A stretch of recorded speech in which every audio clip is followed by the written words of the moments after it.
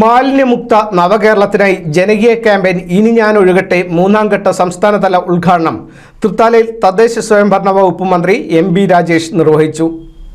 ബോധവൽക്കരണം കൊണ്ട് ബോധം വീഴുമെങ്കിൽ നാടെന്നേ നന്നായേനെന്ന് മന്ത്രി എം.ബി. രാജേഷ്.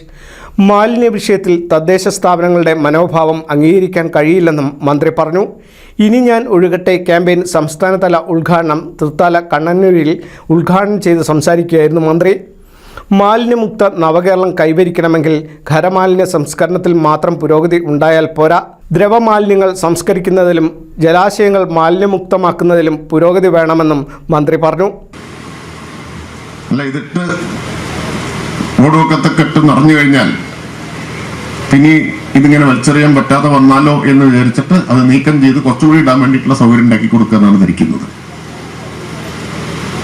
ആ മനോഭാവം എപ്പോഴും ശക്തമാണ്. ആ മനോഭാവം തിരുത്തണം. ആ മനോഭാവം തിരുത്തണമെങ്കിലോ ബോധവൽക്കരണം നടക്കണം. ഇതുപോലെ ജനങ്ങളെ ആകെ അണിനിരത്തണം. ബോധവൽക്കരണം കൊണ്ട് മാത്രം ബോധം വീഴുമെന്ന യാതൊരു തെറ്റിദ്ധാരണയും എനിക്കില്ല കേട്ടോ. ബോധവൽക്കരണം കൊണ്ട് ബോധം വീഴുമായിരുന്നെങ്കിൽ നാട് എപ്പോഴേ നന്നായി പോയില്ലേ. ബോധവൽക്കരിക്കാത്തതിന്റെ കുറവുണ്ടാണോ? ബോധവൽക്കരണം മാത്രം പോരാ. എന്തു വേണം? നിയമത്തിലെ വ്യവസ്ഥകൾ കർശനമാക്കിയിട്ടുണ്ട്. കർശനമാക്കിയ വ്യവസ്ഥകൾ പ്രയോഗിക്കണം, നടപ്പാക്കണം. മാലിന്യ സംസ്കരണത്തിന്റെ കാര്യത്തിൽ അത് നടപ്പാക്കേണ്ടത് തദ്ദേശ സ്ഥാപനങ്ങളാണ്. Thrithala block panchayat president advocate VP. Regina അധ്യക്ഷത വഹിച്ചു.